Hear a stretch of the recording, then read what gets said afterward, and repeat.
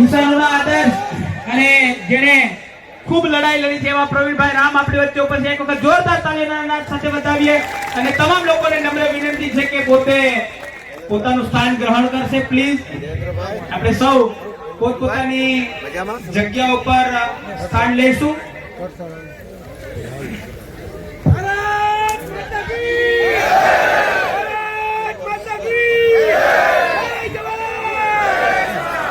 આજરોજ આપણા માટે આનંદની વાત, ઉત્સાહની વાત એ છે કે આપણા લડાયક નેતા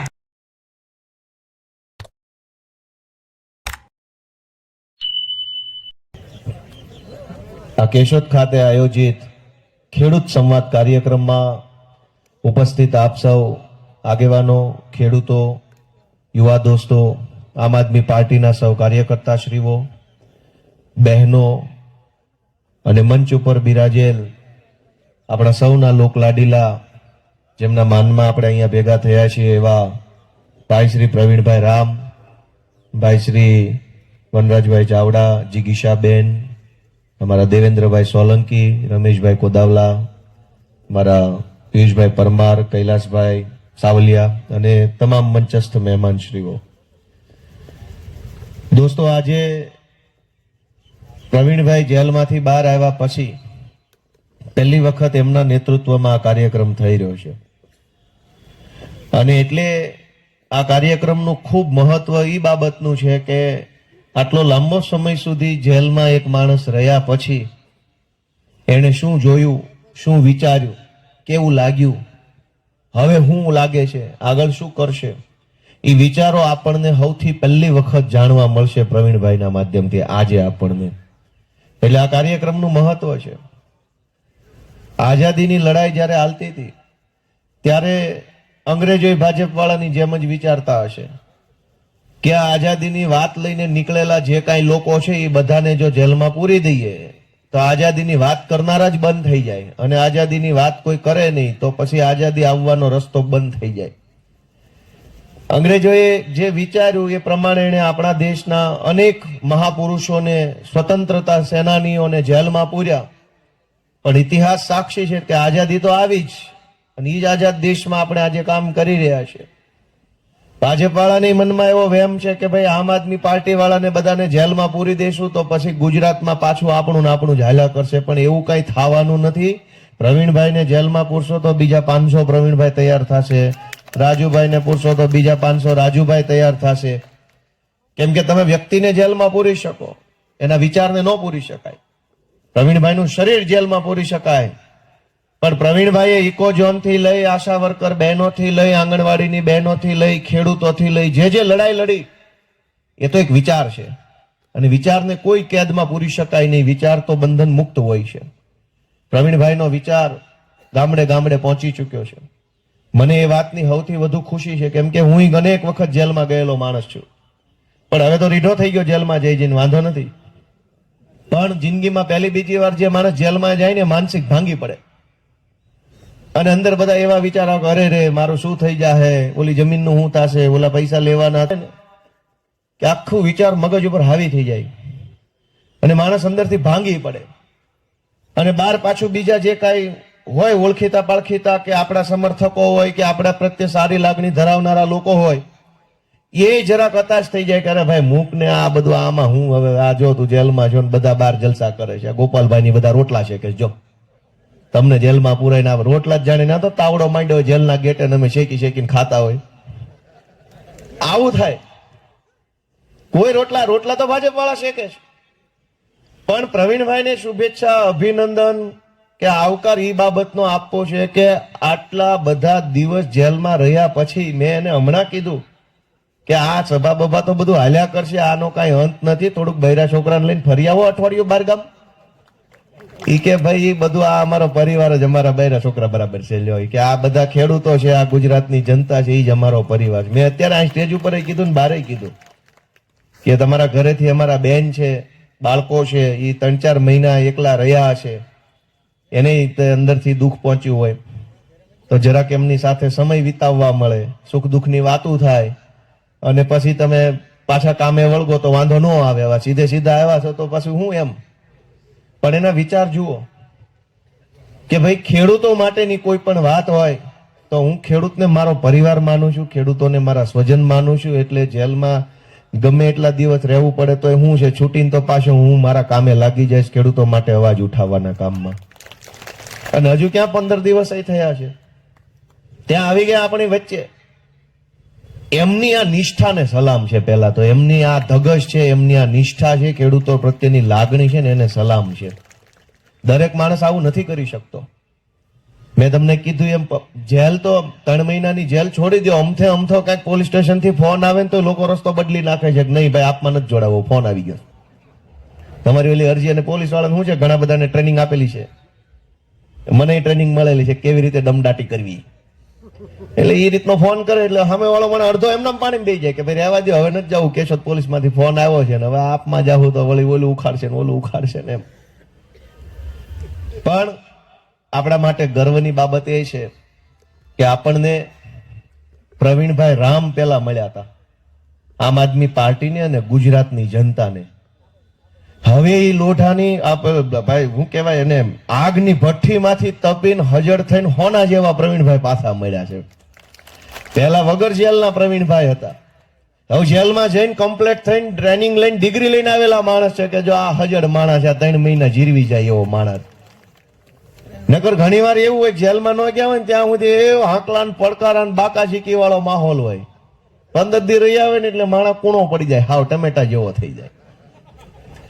જેલમાં જઈને આવે ને પછી હજર બમ વાત કરે ને તો માનવું કે ભાઈ વાણામાં દમ તો છે, આજ હાલે એમ છે હવે.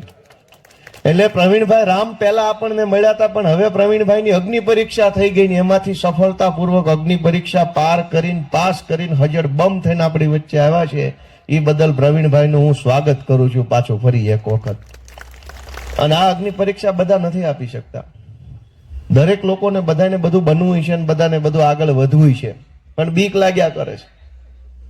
દોસ્તો, આમ આદમી પાર્ટી ગુજરાતમાં એક આશાના કિરણ તરીકે આગળ વધી રહી છે.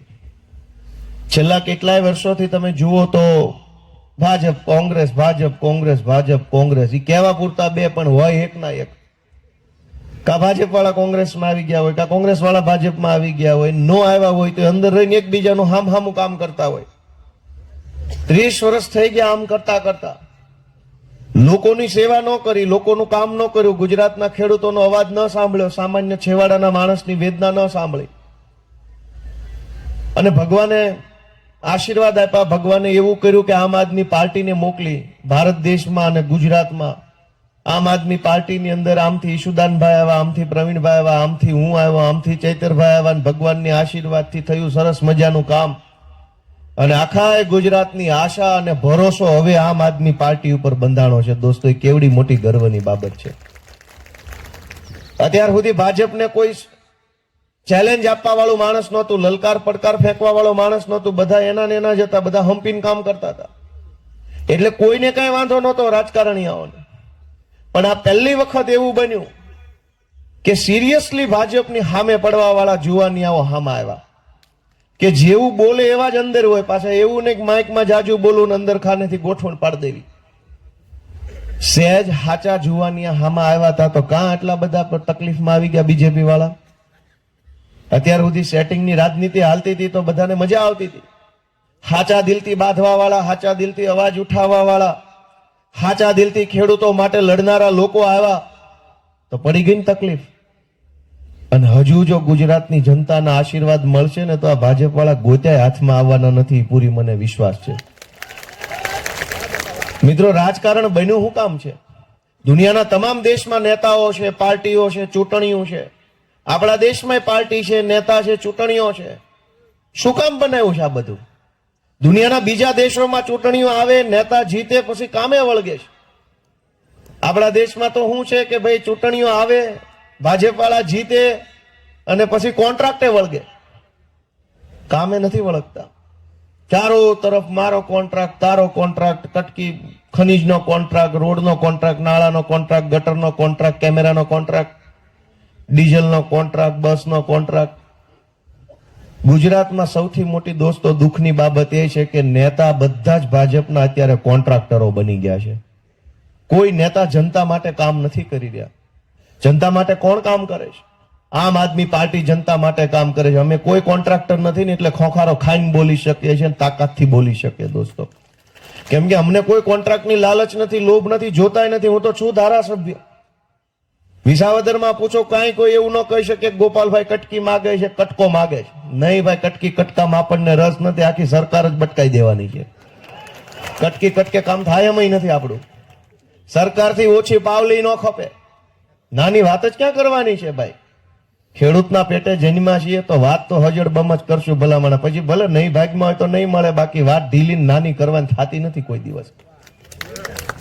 પણ આજ દુર્ભાગ્ય આપણું એ છે કે બધા જ ભાજપના નેતાઓ કોન્ટ્રાક્ટરો બની ગયા છે. અને પોતાને કોન્ટ્રાક્ટ મળે, પોતાને કટકી કરવા મળે એટલે જોરથી ભારત માતાની જય બોલાવતા જાય છે, કટકી કરતા જાય છે, કોન્ટ્રાક્ટ લેતા જાય છે, ગામને અવળા રવાડે ચડાવતા જાય છે. એવા સમયની અંદર આમ આદમી પાર્ટી એક આશાનું કિરણ બનીને આવીશ મિત્રો. અને આમ આદમી પાર્ટીને આગળ લઈ જવાની જવાબદારી આપણા બધાની છે. આ પ્રવીણભાઈ રામ કે ચૈતરભાઈ કે ગોપાલભાઈ લડાઈ લડવાનું જો બંધ કરી દે અત્યારથી, હમણાંથી જ, કે ભાઈ નથી ભાજપ સામે લડાઈ ઝઘડો કરવો, તોય કોઈ દિવસ ભૂખે નહીં મરે અને દુખે નહીં મરે. એટલા કેપેબલ તો ભગવાને એને પેદા કર્યા છે. આ બધાને હાથમાં બળ છે, દિમાગમાં બળ છે. ભગવાનની દયાથી એમના ઓળખાણ સંપર્કો એવા હારા છે કે કોઈ દિવસ દુખી નહીં થાય. તો પછી આ બધા લોકો લડે છે કોના માટે? એને પોતાને કઈ દુઃખ નથી, તકલીફ નથી, તો શું કામ જેલમાં જાય છે? જેલમાં એટલે જાય છે કે ગુજરાતની જનતાને ભાજપની ગુલામીમાંથી આઝાદ કરાવવા માટેની લડાઈ લડી રહ્યા છે ને એટલે જેલમાં જવું પડે છે. તમને ફરીવાર એની વાત કહું કે ગોપાલભાઈ વકીલ છે, આ ભાઈ ફાર્માસિસ્ટ છે, ચૈતરભાઈ વિસ્તરણ અધિકારી હતા, ઈશુદાનભાઈ પત્રકાર હતા. આ હુકામ જેલમાં જવાના ધંધા પકડ્યા છે. જેલમાં જવું પડે તો પણ મંજૂર છે, પણ ગુજરાતની જનતાને ભાજપના તાનાશાહોથી મુક્ત કરાવી છે એવું સપનું જેને જેને આવ્યું છે ને એ લોકો આ લડાઈ લડી રહ્યા દોસ્તો. એક તરફ તમે જુઓ તો હજારો લોકો લાચારી ભર્યું, ગરીબી ભર્યું, દિન દુખ્યા જેવું જીવન જીવવા મજબૂર બન્યા છે.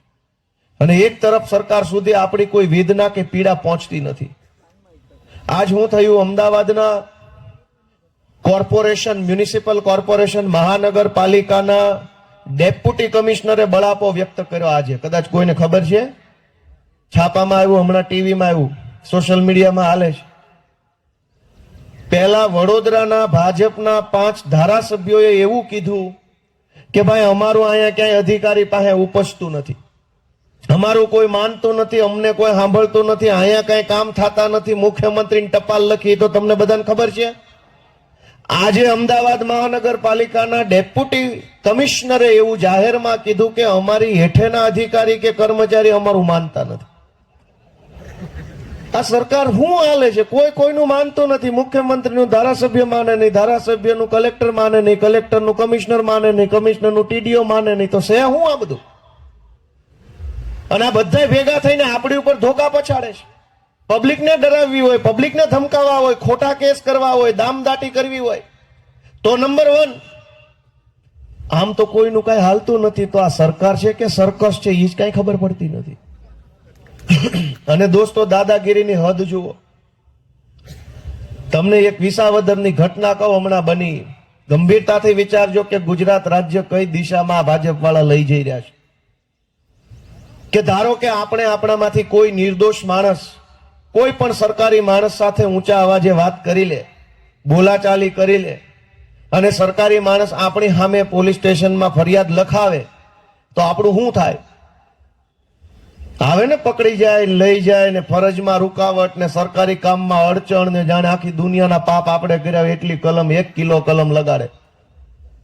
વિસાવદરની અંદર હમણાં ઘટના બની કે ભાજપના 4-5 કોર્પોરેટરો જેના કોન્ટ્રાક્ટ હાલતા હતા વિસાવદર નગરપાલિકામાં, કોકનું પેટ્રોલ ડીઝલનું કોન્ટ્રાક્ટ હાલતો હતો, કોકનો ગટરનો, કોકનો છાપામાં જાહેરાત આપવાનો કોન્ટ્રાક્ટ હતો, કોકનો સાફ સફાઈનો, કચરાની ગાડીનો કોન્ટ્રાક્ટ હતો. વિસાવદર નગરપાલિકામાં કોઈ ચીફ ઓફિસર હારા માણસ આવી ગયા, ઈમાનદાર, વતન પ્રેમી માણસ, એટલે એને ખોટા બિલ ઉપર સહી કરવાની ના પાડી દીધી કે ભાઈ સાચા હશે તો કામ ઊભું નહીં રહે, ખોટા હશે તો ક્યાંયથી થશે નહીં. તો ભાજપના 4-5 કોર્પોરેટરો વિસાવદર નગરપાલિકામાં જઈ અને ચીફ ઓફિસરને ધમકાવવાનું ચાલુ કર્યું.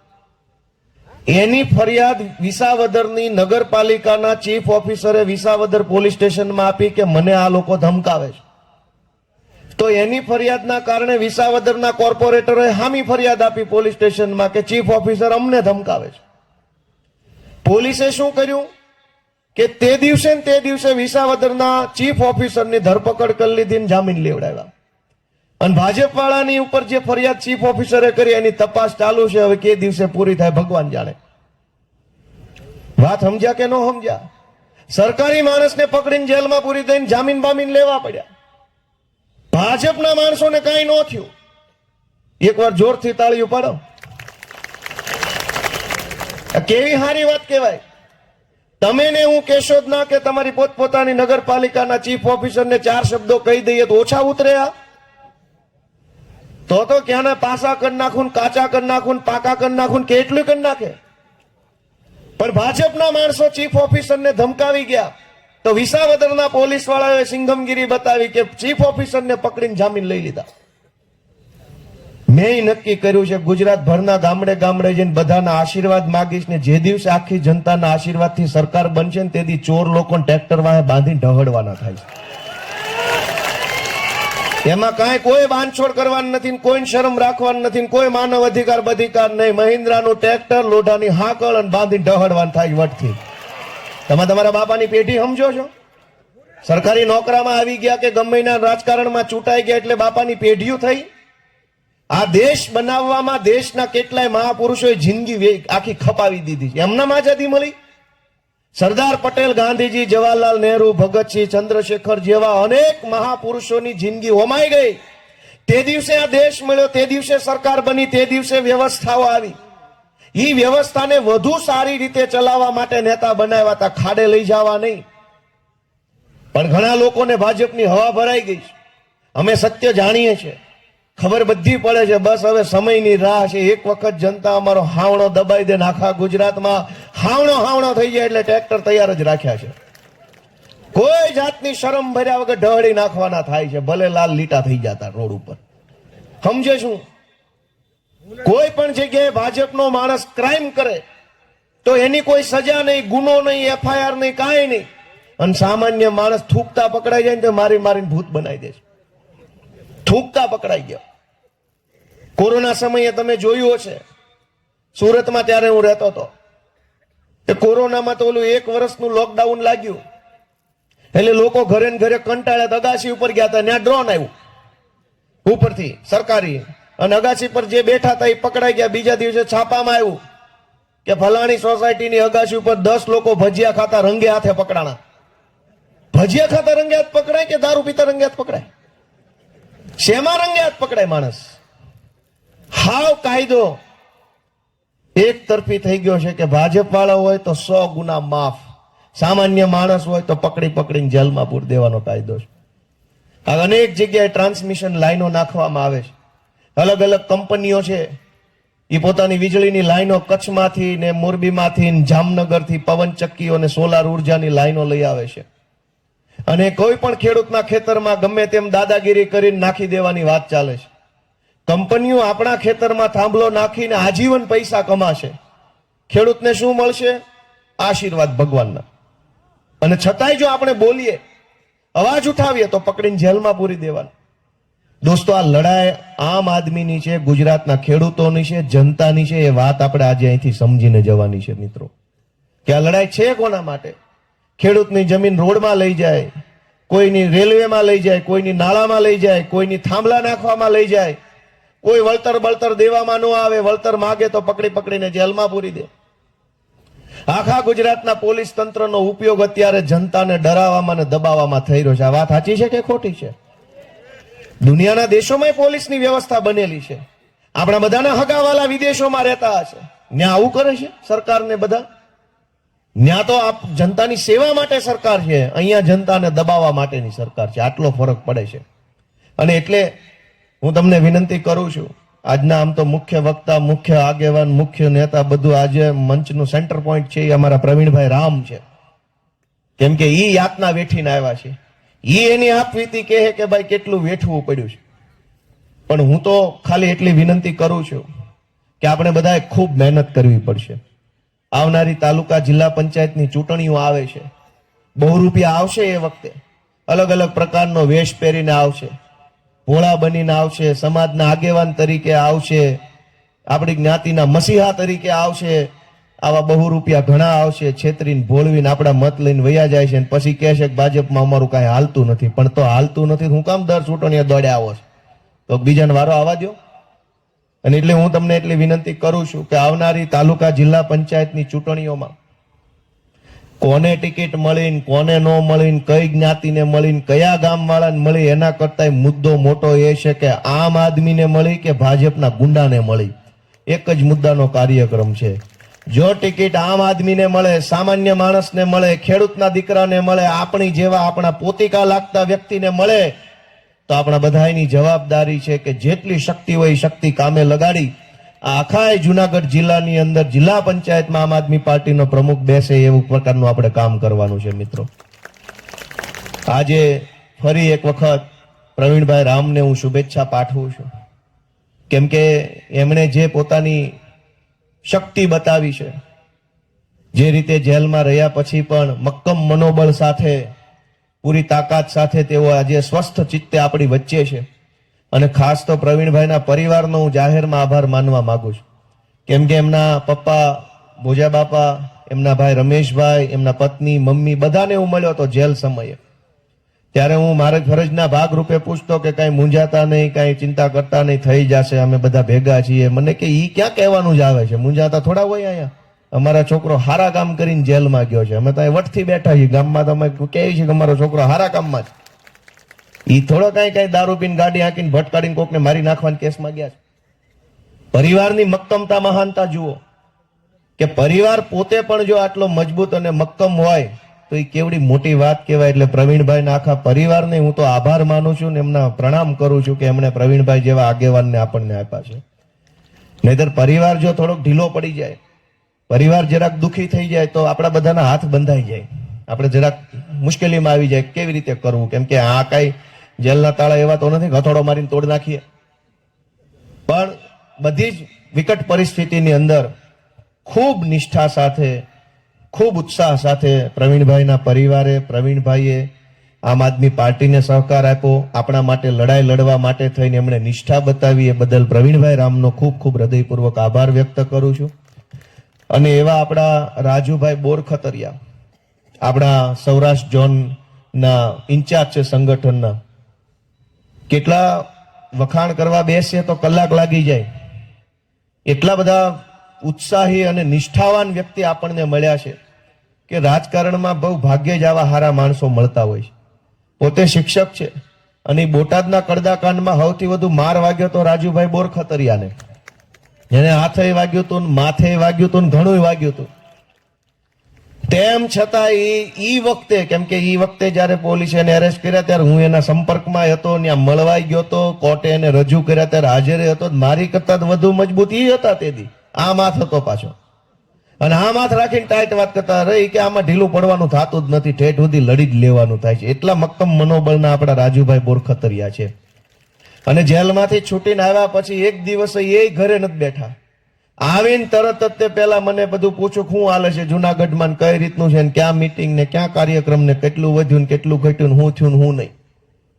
અને એવા જ એક ત્રીજા મક્કમ મનોબળના આપણા નિષ્ઠાવાન યોદ્ધા હરેશભાઈ સાવલિયા, જે અત્યારે ભાજપે કરેલા ખોટા કેસમાં જેલમાં છે, અમદાવાદની જેલમાં છે. પણ એ એવા મક્કમ મનોબળના વ્યક્તિ છે, હું એને અત્યારે યાદ કરું છું. અને એવા અનેક યોદ્ધાઓ આપણને મળ્યા છે કે જેઓ જેલ બેલથી બીતા નથી પણ લોકો માટે લડ્યા કરે છે. આ મુશ્કેલ સમય ગુજરી જશે, આ મુશ્કેલ સમય પસાર થઈ જશે. પ્રવીણભાઈ જેલમાં ગયા, હું જેલમાં ગયો, રાજુભાઈ જેલમાં ગયા, ઓલા જેલમાં ગયા.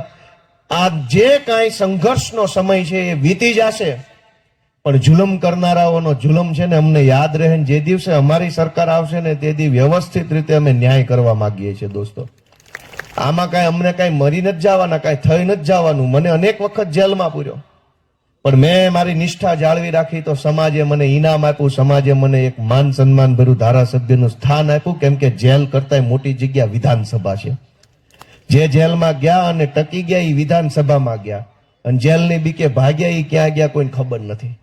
જેલ કોઈ કઈ એવી કઈ ટેન્શન બેન્શન અમે નથી લેતા, પણ સરકારમાં બેસીને નબળા નિર્ણયો લેનારા જે કાંઈ લોકો છે, એનો હાથો બનનારા જે કાંઈ લોકો છે, એ બધાને અમે તો યાદ રાખવા માંગીએ છીએ કે તમે પાપના ભાગીદાર બન્યા હતા. દેશને ભાજપ ગુલામ બનાવવા માંગતું હતું ત્યારે દલાલ કોણ કોણ બન્યું હતું ને એની ડાયરી નિભાવવાની થાય છે. અને એટલે આજે હું ફરી એક વખત પ્રવીણભાઈ રામને અને રાજુભાઈ બોરખતરિયાને, રાજુભાઈ કરપડાને, અમારા રમેશભાઈ મેરને, હરેશભાઈ સાવલિયાને, જે લોકોએ આ યાતનાઓ વેઠી છે સમાજ માટે, લોકો માટે, બધાને ખૂબ ખૂબ શુભેચ્છા આપું છું. અને આપણે બધાય ભેગા મળીને નિરંતર રીતે જો લડતા રહીશું તો પરિણામ હવે બહુ આઘું નથી. ચૂંટણી આવે એટલી વાર છે, ગામ રાહ જોઈને જ બેઠું છે, લાગમાં આવવા જોઈએ એક વખત હરખાઈ. કેમ કે હું અનેક ગામડામાં ફરું છું, સામાન્ય માણસોને પૂછું કે કેમ છે, એ કે વાટે જ બેઠા છે, આવવા જ દો. હાથમાં ધોકો લઈને બેઠું છે કે એક વાર ચૂંટણી આવે એટલે ભાજપ વાળાને ખો ભૂલવાડ દેવી છે, કાઠિયાવાડમાં કમસે કમ 50 વર્ષ જીતે નહીં એવું કરી નાખવાનું થાય છે. એટલે આપણે બધાએ ખૂબ મહેનત કરવાની છે અને આવી રીતે એકજૂટ થઈ અને આગળ વધવાનું છે એવી અપેક્ષા સાથે આપ સૌનો ખૂબ ખૂબ આભાર. ભારત માતા કી જય. જય જય ગરવી ગુજરાત.